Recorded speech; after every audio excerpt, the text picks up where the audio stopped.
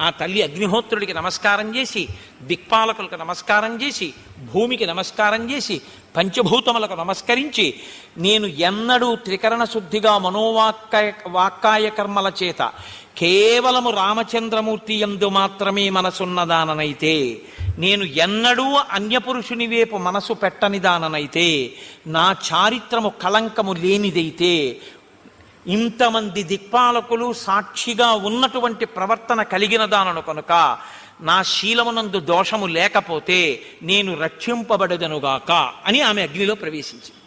ఇప్పుడు ఆవిడ ముందేమంది లక్ష్మణుడితో చితిపేర్చమన్నప్పుడు, నేను ఇక బతకనంది. ఆవిడ ప్రవేశించేటప్పుడు ఏమంది?